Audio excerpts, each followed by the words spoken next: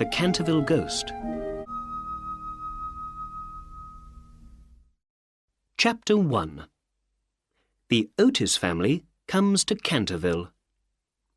When Hiram B. Otis, the American businessman, bought the house called Canterville Chase, people told him that he was doing a very dangerous thing. Everybody knew that there was a ghost in the house. Lord Canterville himself told Mr. Otis all about it. "We don't like to live in the house ourselves," he said. "Too many of my family have seen the ghost. My wife's grandmother, the Duchess of Bolton, is one of them. One night, while she was dressing for dinner, 2 skeleton hands were put on her shoulders. She has been ill for years because of that. And my wife never got any sleep there because of all the noises at night." "Lord Canterville," answered Mr. Otis, "I will buy both the house and the ghost. I come from a modern country, and we can buy nearly everything in America, but not ghosts. So, if there really is a ghost in the house, we can send it home to America, and people will pay to go and see it." "I'm afraid that the house really does have a ghost," said Lord Canterville, smiling. "Perhaps there are no ghosts in your country, but our ghost has been in the house for 300 years, and it always appears before the death of one of the family." "Well, so does the family doctor, Lord Canterville. But there are no ghosts, sir, in any country, not even in famous old British families." "Very well," said Lord Canterville. "If you're happy to have a ghost in the house, that's all right. But please remember that I did tell you about it." And so Mr. Hiram B. Otis bought the house, and a few weeks later he and his family went down to Canterville Chase on the train. Mrs. Otis was a very beautiful woman, and looked just as English as an Englishwoman. American people are really no different from English people, but they do, of course, speak a different language.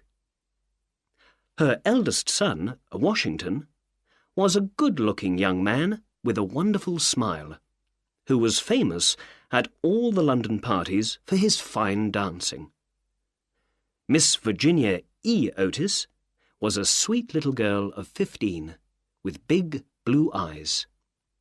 She loved to ride horses, and could ride faster than a lot of men. One day, the young Duke of Cheshire saw her on horseback, and immediately asked her to marry him. But his family sent him back to school the next day. After Virginia came the twins, 2 happy, noisy little boys, who were always laughing and playing tricks. It was a lovely July evening when the family got off the train. The fields and trees looked beautiful in the golden sunshine. The birds were singing sweetly, and the sky was a bright blue. But when they arrived at Canterville Chase, storm clouds suddenly appeared in the sky. Then 10 or 12 large black birds flew down over their heads, and big drops of rain began to fall. An old woman in a black dress was standing in the doorway of the house, waiting to meet them. This was Mrs. Umney, the housekeeper. "Welcome to Canterville Chase," she said. They followed her into the library, a long, dark room with a high window at one end. Here, tea was ready for them, so they took off their coats and sat down. Suddenly, Mrs. Otis saw a dark red stain on the floor near the fireplace. "Is that a stain on the floor there?" she asked. Yes, Mrs. Otis," said Mrs. Umney quietly. "It's a blood stain." "Oh, that's terrible!" cried Mrs. Otis. "I can't have bloodstains on my floors. It must go." The old woman smiled, and again answered in a quiet voice. "It is the blood of Lady Eleanor de Canterville," she said. "Her husband, Sir Simon de Canterville, murdered her in 1575, while she was standing just there, in that place. He lived for another 9 years after her death, but then he disappeared, very strangely and suddenly. Nobody ever found his body, but his ghost is still in the house and will not rest. The blood stain is famous. Visitors come here specially to see it.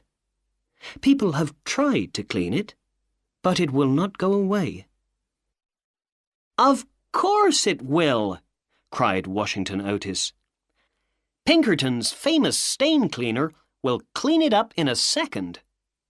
And, before the housekeeper could stop him, he was cleaning the floor with a small black stick. A minute later, the bloodstain was gone. "There you are," he said, smiling at the others. "Pinkerton can clean anything." But at these words, the storm outside suddenly began. A terrible flash of lightning lit up the room, and a second later came a great crash of thunder. Everyone jumped up at the sound of the thunder, and Mrs. Umney fainted. "What terrible weather this country has," said Mr. Otis. He sat down again and lit a cigarette. Mrs. Umney lay on the floor, with her eyes closed. Mrs. Otis looked at her. "My dear Hiram," she cried, "what can we do with a woman who faints?" "Tell her she has to pay some money," said Mr. Otis. "If she breaks a cup or something, she has to pay for it. So tell her to pay if she faints. She won't faint after that." At this, Mrs. Umney immediately sat up. But she looked very unhappy. "Be careful. Trouble is coming to this house," she said, her voice shaking. "I have seen things here which are too terrible to describe. For night after night I have not closed my eyes in sleep." Mr. Otis gave her a warm smile. "My wife and I are not afraid of ghosts, Mrs. Umney." The old housekeeper got shakily to her feet. "You Americans are so strong," she said, "and so kind. You know, I have worked here for many, many years at the same pay, and—" "Okay, Mrs. Umney. We'll pay you more money," said Mr. Otis, still smiling. "Oh, thank you, dear Mr. Otis, and dear Mrs. Otis. Thank you very much." Chapter 2. Sir Simon meets the Otis family. The storm went on all night, and the next morning, when the family came down to breakfast, the blood stain was on the library floor again. "That's strange," said Washington. "Pinkerton's famous stain cleaner usually cleans anything. It must be the ghost." He cleaned the floor again with a little black stick, but the next morning the stain appeared once more. That night, Mr. Otis closed the windows and locked the library door. But in the morning, the blood stain was there again. The family found this most interesting. "Is there a ghost, or isn't there?" they said to themselves. They could not decide. But that night, they had the answer to their question. After the family was in bed and asleep, a strange noise woke Mr. Otis. It sounded like something metal moving slowly along the passage, and it was coming nearer to his bedroom door. He got out of bed and listened carefully. The strange noise went on, and he also heard the sound of footsteps. Then he put on his shoes, took a small bottle from his cupboard, and opened the door of his room. There, in the moonlight, was an old man with eyes as red as fire. His grey hair was long and dirty. His clothes were old and full of holes, and there were heavy metal chains round his arms and legs. "My dear man," said Mr. Otis, "you really must put some oil on those noisy chains. I've brought you a bottle of Tamani's sun oil, which is very good. Everybody in America uses it. I'll leave it here for you, and I'll be happy to give you some more when you need it." He put the bottle down on a small table, then went back inside his room and got into bed. For a second or two, the Canterville ghost stood still. He was so angry. Then he knocked the bottle of oil onto the floor and hurried away. A strange green light came from his body, and he gave a long and terrible cry that rang through the house. But when he got to the top of the stairs, a door opened, 2 little people appeared, and a large pillow went flying past his head. This was too much for the ghost, so he quickly disappeared through the wall, and soon the house was quiet again. When he got to his secret room, the Canterville ghost sat down in the moonlight and tried to think.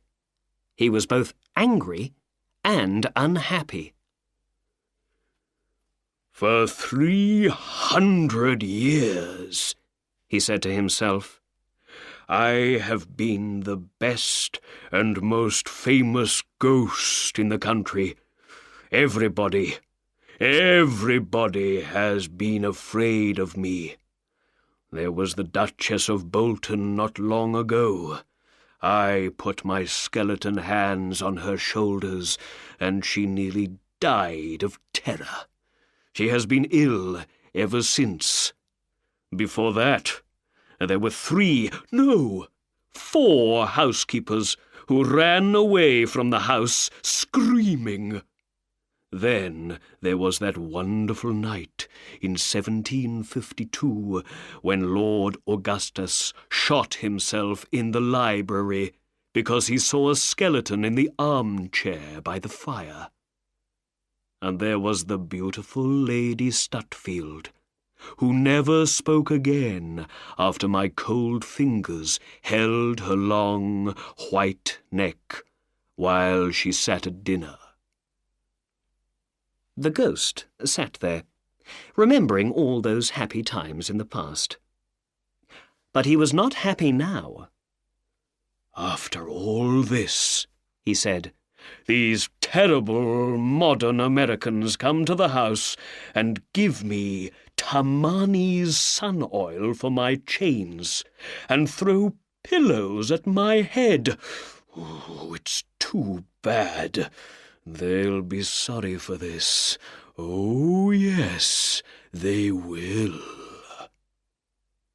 All night long, the ghost sat and thought hard.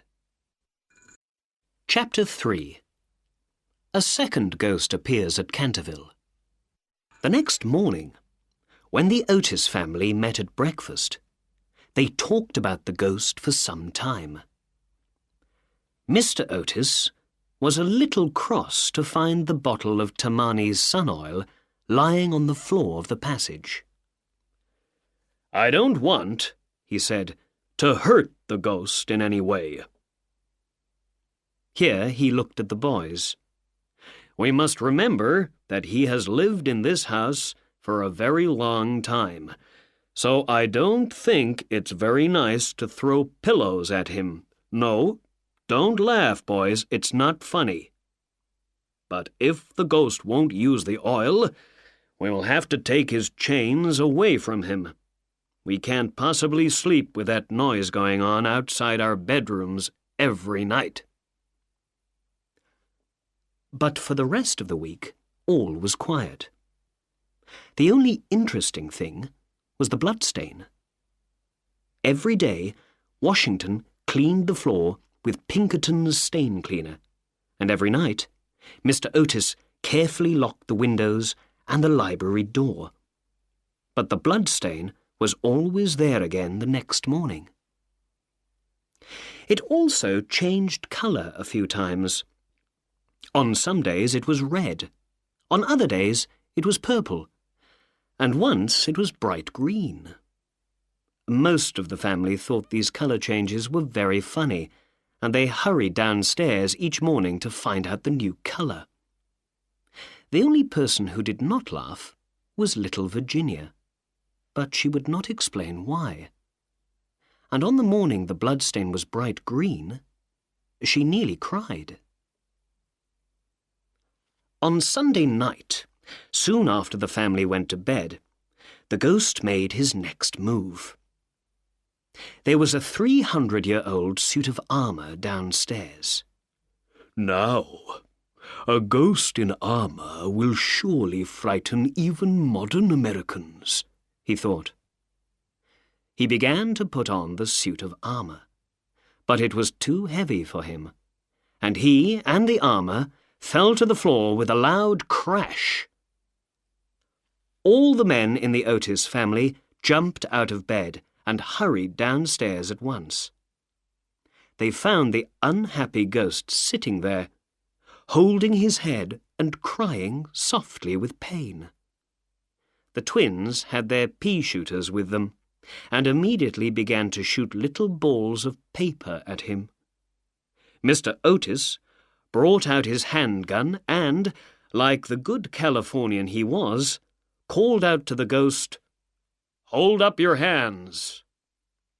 At this, the ghost jumped up with a wild and angry scream and flew through them. Washington Otis's candle went out, and suddenly everything was dark. At the top of the stairs, the ghost turned to give his terrible, ghostly laugh, the famous laugh which once turned Lord Raker's hair white in a single night. It went on and on until the house was full of the sound. A bedroom door opened, and Mrs. Otis appeared with a bottle in her hand. "I'm afraid you're not feeling very well," she said to the ghost.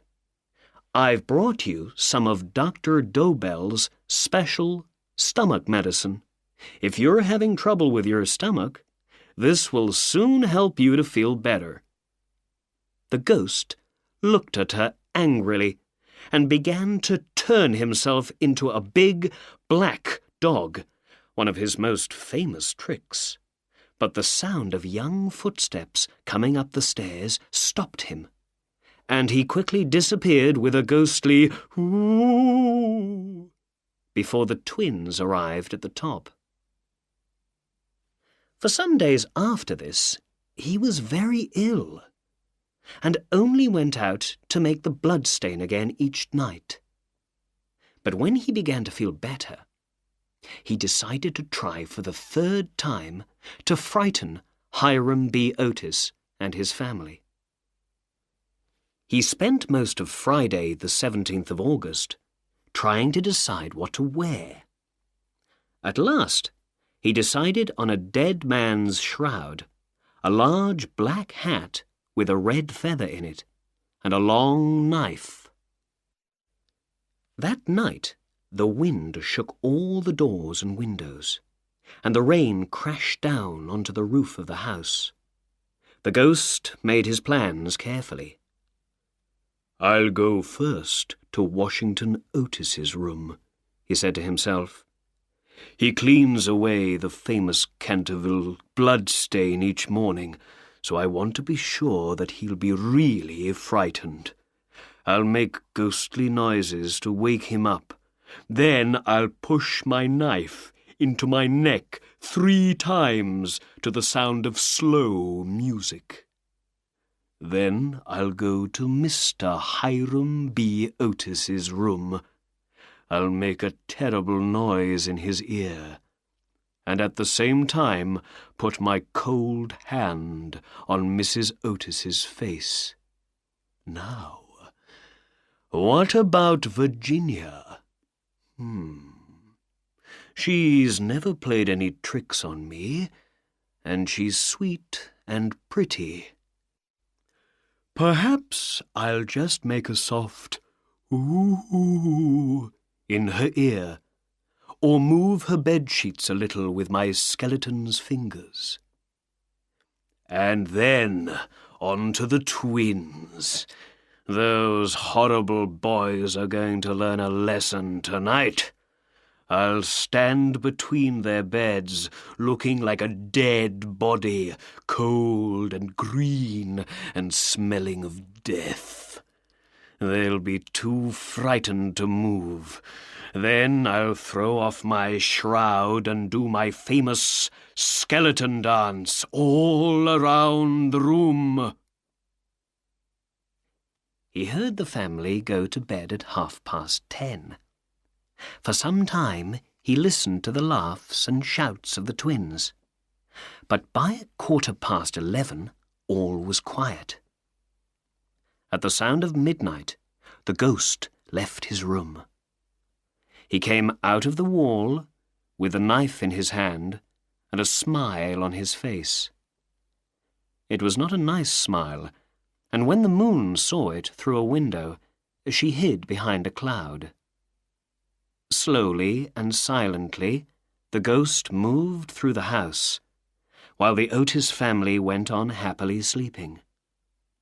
At the corner of the passage, which went along to Washington's room, the ghost stopped for a minute.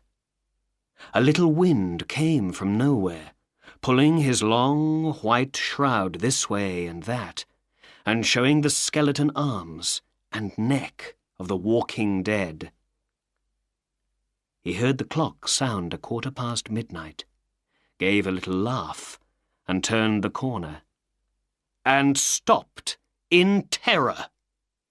There, in front of him, was standing the most horrible ghost.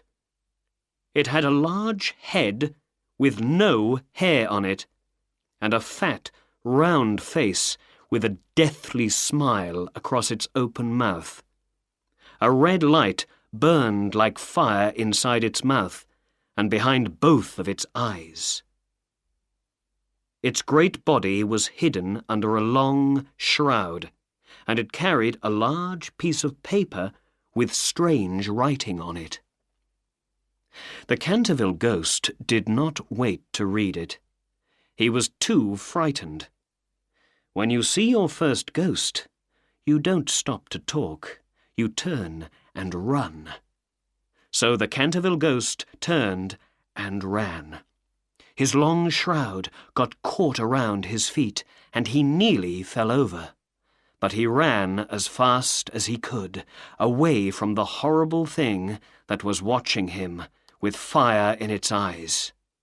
He turned the corner, dropped his knife into one of Hiram B. Otis's shoes, which were outside his bedroom door. Mr. Otis found it there the next morning, and ran on to his room. He threw himself onto his bed and hid his head under his pillow. It was some time before he began to feel better. Then he told himself that he was a Canterville, and that Cantervilles were fighters to the end. "When it gets light," he thought, "I'll go and speak to this other ghost. Perhaps we can be friends. After all, 2 ghosts are better than 1, and if the 2 of us work together, Perhaps we can frighten those terrible twins at last." Very early the next morning, while the family was still sleeping, he went back to the passage. The other ghost was still there, but now there was something wrong with it. There was no fire in its eyes, and it was resting against the wall, like a sick man. The Canterville ghost moved forward, quickly, and put his arms round the other ghost, and its head fell off. Then the body fell to the floor, and the Canterville ghost saw that he was holding a white bedsheet, and there was a brush and a turnip with holes in it lying at his feet. "What's happened?" he thought. "Where has the ghost gone?" Then he saw the piece of paper on the front of the sheet, and there, in the grey morning light, he read these terrible words: "The Otis ghost, the only true and real ghost. All others are false." At once he understood everything. It was a trick, another horrible trick. He stood there, too angry to move, and tried to think of a plan to finish these terrible Americans once and for all. But he couldn't think of any plan. So after a while, he went to find a quiet, dark place to lie down in. Chapter 4. Enemies Everywhere. For the next 5 days, the ghost stayed in his room. He was very tired, and he didn't feel well. He decided to stop putting the bloodstain on the library floor. "The Otis family don't want it," he thought, "so they're not going to have it." Ghostly appearances were different, of course. It was his job to appear in the passage once a week, and to ooh and ah from the great window on the stairs on the first and third Wednesday in every month. So for the next 3 Saturdays, as usual, he walked along the passages between midnight and 3 o'clock. But he didn't want anybody to see or hear him. He took off his shoes and walked as quietly as he could. He wore a large black coat and was careful to use Tamani's sun oil on his chains. At first, he didn't want to, but one evening, while the family was at dinner, he went into Mr. Otis's bedroom and took the bottle. After a time, he saw that the oil was really very useful. But the twins still went on with their tricks. They put things in his way in dark corners, and he fell over them. They put butter on the top stair, and one night his feet went from under him, and he went crashing down the stairs to the bottom. This made him very angry, and he decided to visit the boys the next night as the famous Duke with no head, and frighten them half to death. He spent 3 hours getting ready, and was very pleased with how he looked.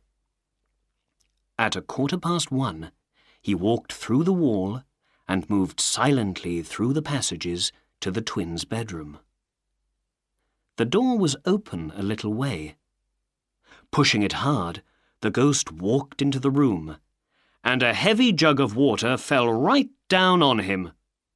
At the same time, he heard the twins laughing in their beds. The ghost, wet from top to bottom, turned and ran from the room. He did not stop until he was back in his room. The next day, he was ill with a bad cold. After this, the ghost stopped trying to frighten the American family. He walked silently round the passages in soft shoes, carrying an old gun, and tried to stay away from everyone. The last of the tricks happened on the 19th of September. That night, the ghost was wearing one of his favourite shrouds, and he decided to walk down to the library. He wanted to see what was left of the blood stain. He was on his way there when two shapes jumped out of a dark corner of the passage and shouted "Boo!" in his ear. The ghost was very frightened, of course, and ran to the stairs. But Washington Otis was waiting for him there, with a big garden syringe. There were enemies on all sides. "Ah!" the ghost cried, then turned quickly and disappeared into the fireplace, which, luckily for him, was not lit. When, at last, he got back to his room, he was terribly dirty, with black all over his favourite shroud, and very unhappy. After this, nobody saw him again at night.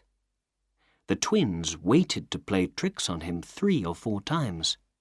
They put nutshells all along the passages, which made walking around difficult for everyone in the house. But the ghost did not appear. "Oh dear, he's too unhappy to come out," they said.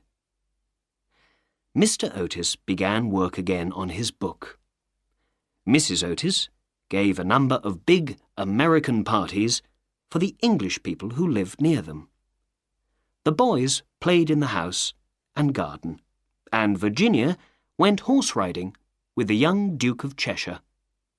He was staying at Canterville Chase for the last week of his holidays.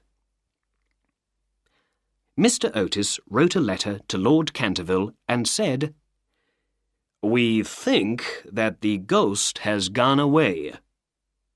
And Lord Canterville wrote back, "I am happy to hear it." But Mr. Otis was wrong. The ghost was still in the house.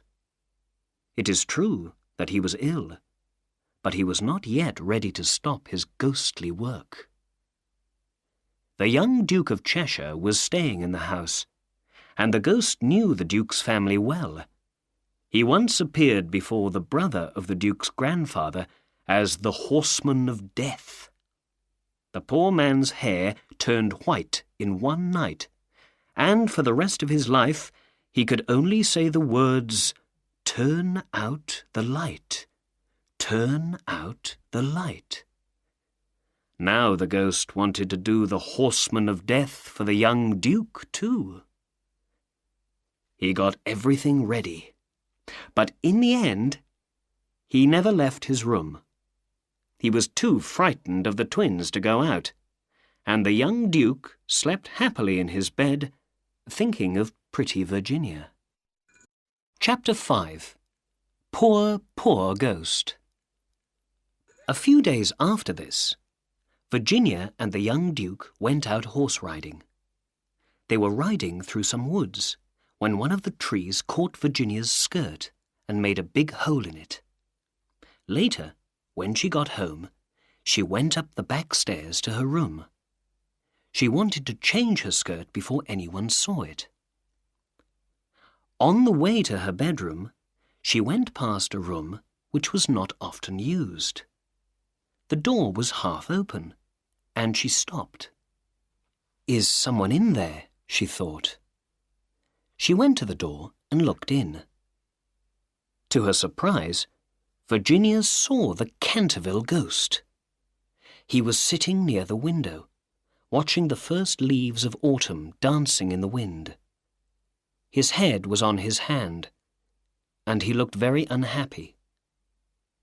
At first, little Virginia wanted to run away and lock herself in her room, but then she began to feel sorry for him. She went quietly into the room, but he did not see her until she spoke. "I am so sorry for you," she said. "But my brothers are going back to school tomorrow, and then nobody will hurt you if you don't try to frighten us." The ghost was also surprised to see Virginia. "But I am a ghost," he answered. "I must walk about at night, shake my chains, and go ooh and ah through keyholes. That's my job. It's why I'm here." "It's not why at all," said Virginia.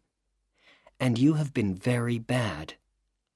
Mrs. Umney told us that you killed your wife." "Well, that's true," said the ghost. "It is very wrong to kill anyone," Virginia told him. "Oh, that's very easy to say," said the ghost. "My wife was not beautiful like you, and she was a bad housekeeper, and knew nothing about cooking. Well, it doesn't matter now. It's all finished. But I don't think it was very nice of her brothers to kill me." "They killed you?" said Virginia. "Well, they locked me in a room without food or water until I died," said the ghost. "No food? Oh, Mr. Ghost, I mean, Sir Simon, are you hungry? I have a sandwich. Would you like it?" "No, thank you," said the Canterville ghost. "I never eat anything now, but it's very kind of you. You are much nicer than the rest of your horrible family." "Stop!" cried Virginia angrily. "It is you who are horrible. You took the paints out of my paint box to make that stupid blood stain in the library. You took my best reds, so I can't make any more pictures of the sun going down in the evenings. Then you took the green and the yellow. What's left? Dark blue and white? What pictures can I make with those? Only moonlight pictures, which are not easy to do. I never said a word about it to the others, but I was very angry, and it was all very stupid. Green blood! I've never seen green blood." "Well, what could I do?" said the ghost.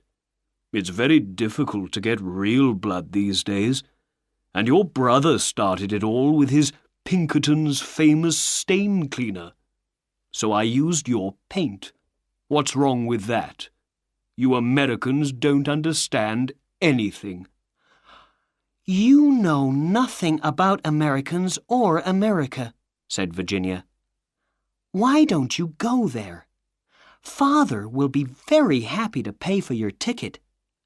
There are people in America who are ready to pay $100,000 to get a family ghost." "No, thank you," said the ghost. "I don't think I would like America." "Why? Because it doesn't have any old buildings that are falling down? Because everything is new and modern? Or because the people don't speak nicely?" Virginia was angry. "Excuse me, but I must go and ask my father to give the twins another week's holiday." "Oh, please don't go, Miss Virginia," cried the ghost. "I am so lonely and so unhappy, and I don't know what to do. I want to go to sleep, but I cannot." "That's stupid. You just go to bed and put out your candle. It's very easy to sleep. Even babies can do it, and they're not very clever." "I have not slept for 300 years, he said unhappily, and Virginia's beautiful blue eyes got bigger and bigger with surprise.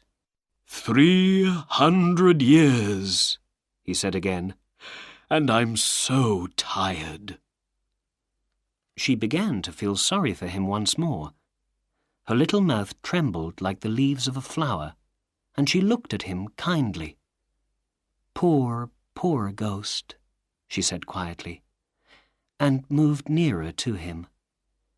"Isn't there anywhere that you can sleep?" "On the other side of the woods there is a garden," he answered, with a far-away look in his eyes. The grass is long and deep. There are beautiful white flowers, and a bird sings sweetly all night long. The moon looks down, and the big old tree puts out its arms over the sleepers. You mean the Garden of Death? Virginia said softly. Yes, death. Death could be so beautiful, to lie quietly under the ground, with the grass above moving slowly in the wind, and everything silent, to have no yesterday and no tomorrow, to forget time, to have peace, and to be still forever. He looked at her. You can open the door to death for me, for love is always with you, and love is stronger than death is. Virginia suddenly felt cold, and she began to tremble.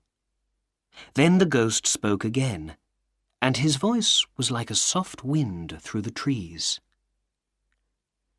Have you ever read the old words on the library window? He asked. Oh, yes, often, cried the little girl. I know them well. They are painted in strange black letters and are difficult to read. There are only 4 lines. When a golden girl has prayed for you, and a little child has cried for you, the house will then be quiet and still, and peace will come to Canterville. But I don't know what they mean. They mean this, said the ghost. You can pray for me, because I am bad and cannot pray.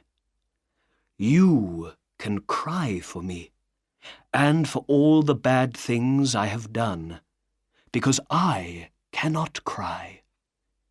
And if you have been sweet and good and kind, death will be kind to me. Horrible shapes will come to frighten you in the darkness, and you'll hear terrible voices in your ear, but they cannot hurt you. They cannot win the fight against the goodness of a little child. Virginia did not answer, and the ghost watched her unhappily. Suddenly she stood up. Her face was very white, and there was a strange light in her eyes. I'm not afraid, she said. I'll pray for you to die, and for you to have peace. With a small but happy cry, the ghost stood up, took her hand, and kissed it. His fingers were as cold as snow, and his lips burned like fire. Virginia went with him across the dark room. Suddenly the wall opened, and there was a great black hole in front of her. A cold wind came out of the darkness, and she could feel something pulling at her dress. "Come quickly, quickly," cried the ghost, "or it will be too late." And in a second, the wall closed behind them, and the room was empty. Chapter 6. A skeleton finds rest at last. 10 minutes later, it was time for tea, but Virginia did not come down for it. At first, Mrs. Otis did not worry. She knew that Virginia liked to go out into the garden every evening to get flowers for the dinner table. But at 6 o'clock, she sent the boys out to look for their sister, while she and Mr. Otis looked in every room of the house. At 6:30, the boys came back. They could not find Virginia. Then Mr. Otis, Washington, and the Duke of Cheshire got their horses and rode out into the woods and fields around Canterville Chase. They looked everywhere and asked everybody, "Have you seen Virginia?" But nobody could help them. Just before midnight, they went back to the house. They were very worried, but Mr. Otis told everybody to get some sleep. "We'll begin again in the morning," he said, "and I'll send for some detectives from London." They were all standing at the bottom of the stairs when the clock sounded midnight. Suddenly, there was a crash, followed by a loud and terrible cry. Thunder shook the house, and the sound of ghostly music came to their ears. Then a secret door opened in the wall at the top of the stairs, and out walked Virginia. She was very white, and she had a little box in her hands. Everyone ran up the stairs. Mrs. Otis threw her arms round her. The Duke of Cheshire kissed her again and again, and the twins laughed and danced around her. "Where have you been?" said Mr. Otis. "We've looked everywhere for you, and your mother has been so frightened for you. You must never play these tricks again." "Only on the ghost," shouted the twins, laughing. "You must never leave my side again, my dearest Virginia," said Mrs. Otis, and she kissed the trembling child. "Father," said Virginia, "I have been with the ghost. He is dead, and you must come and see him. He was a bad man, but he was really sorry for everything that he did. And look, he gave me this box of beautiful jewels before he died." All the family looked at her and the box, and they were too surprised to say a word. Virginia then took them through the secret door in the wall and down a narrow passage, lit by a candle that Washington was carrying. At last, they came to a heavy wooden door. When Virginia touched it, it opened slowly. They found themselves in a little room with one small window in it. A skeleton lay on the floor, chained to the wall. A plate and a water jug were also on the floor, but they were too far away for the skeleton's fingers to get hold of them. Virginia put her hands together and began to pray silently. The others looked down at the skeleton of Sir Simon de Canterville. Now they knew the terrible secret of his death. "He is peaceful now," said Virginia. "I prayed to God to give him peace." And suddenly the others were sure that they could see a beautiful light around Virginia's face. "You are wonderful," cried the young Duke, and he put his arm round her neck and kissed her. 4 days later, at about 11 o'clock at night, they took Sir Simon de Canterville to the Garden of Death, where he wanted to be. Lord Canterville came specially from Wales to be there with the Otis family. They put Sir Simon into the ground, and Virginia put a cross made of beautiful white flowers on the ground next to him. When she did this, the moon came out from behind a cloud, and the little night bird began to sing its sweet high song. Virginia was very quiet during the drive home. The next morning, before Lord Canterville left, Mr. Otis spoke to him about the box of jewels. "My lord," he said, "these jewels belong to you, or to your family. Virginia asks for only one thing, the box. Can she keep it?"